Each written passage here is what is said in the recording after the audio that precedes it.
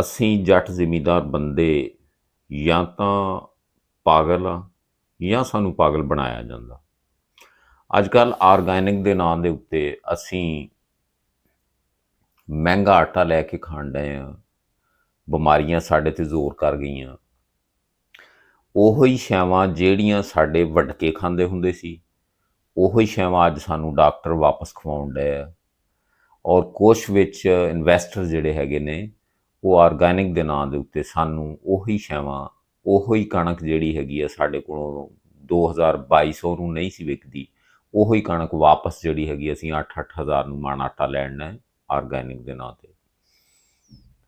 ਇਸ ਵਾਸਤੇ ਸਾਨੂੰ ਸਾਰਿਆਂ ਨੂੰ ਇਹ ਸੋਚਣਾ ਚਾਹੀਦਾ ਕਿ ਅਸੀਂ ਹਰ ਮੁਰੱਬੇ ਦੇ ਵਿੱਚ ਸਬਜ਼ੀਆਂ ਸਰਦੀਆਂ ਵਾਲੀਆਂ ਅਲੱਗਾ, ਗਰਮੀਆਂ ਵਾਲੀਆਂ ਅਲੱਗਾ, ਸੀਜ਼ਨ ਦੇ ਹਿਸਾਬ ਨਾਲ ਥੋੜ੍ਹੀਆਂ ਥੋੜ੍ਹੀਆਂ ਬੀਜੀਏ ਕਿ ਸਾਨੂੰ ਖਾਲਸ ਸਬਜ਼ੀ ਮਿਲ ਸਕੇ।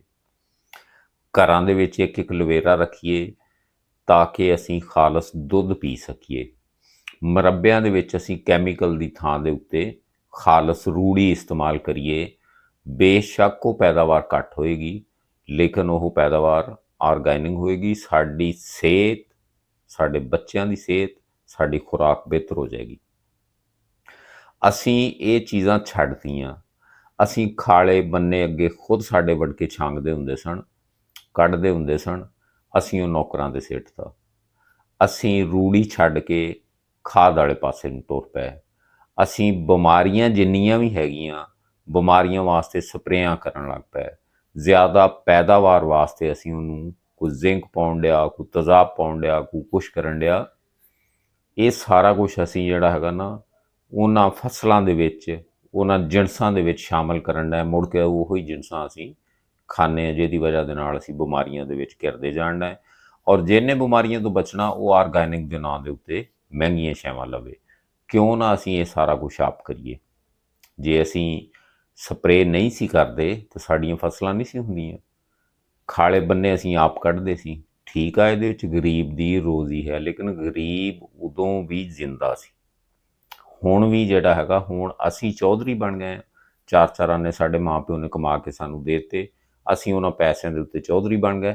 ਅਸੀਂ ਅੱਗੋਂ ਨੌਕਰ ਚਾਕਰ ਜਿਹੜੇ ਹੈਗੇ ਉਹ ਰੱਖਣੇ ਸ਼ੁਰੂ ਕਰਤੇ।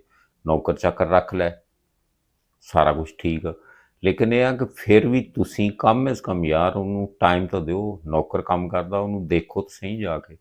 ਤੁਸੀਂ ਏਸੀਆਂ ਥੱਲੇ ਬੈਠੇ ਜੇ, ਏਸੀ ਗੱਡੀਆਂ ਵੱਡੀਆਂ ਵੱਡੀਆਂ ਅੱਗੇ ਪਿੱਛੇ ਲਈ ਫਿਰਦੇ ਜੇ। ਉਹ ਜੀ ਮੁਨਸ਼ੀ ਸਾਹਿਬ ਸੰਭਾਲ ਰਹੇ ਨੇ। 5-7 ਸਾਲਾਂ ਬਾਅਦ ਪਤਾ ਲੱਗਦਾ ਕਿ ਮੁਨਸ਼ੀ ਨੇ 2 ਮੁਰੱਬੇ ਖਰੀਦ ਲਏ, ਚੌਧਰੀ ਸਾਹਿਬ ਵਿਹਲੇ ਹੋਣ ਲੱਗ ਪਏ। ਇਸ ਵਾਸਤੇ ਮੇਰਾ ਭਰਾ, ਜਿੰਨੇ ਵੀ ਬੰਦੇ ਜੇ, ਘਰਾਂ ਦੀ ਖਾਲਸ ਖੁਰਾਕ ਦਾ ਬੰਦੋਬਸਤ ਕਰੋ, ਖਾਲਸ ਦੁੱਧ ਦਾ ਬੰਦੋਬਸਤ ਕਰੋ। ਖਾਲਸ ਚੀਜ਼ ਖਾਣ ਵਾਸਤੇ ਸਾਨੂੰ ਬਾਜ਼ਾਰ ਦੇ ਸਟੋਰ 'ਤੇ ਨਾ ਜਾਣਾ ਪਵੇ, ਸਾਡੇ ਆਪਦੇ ਭੜੋਲੇ ਦੇ ਵਿੱਚੋਂ ਨਿਕਲੇ।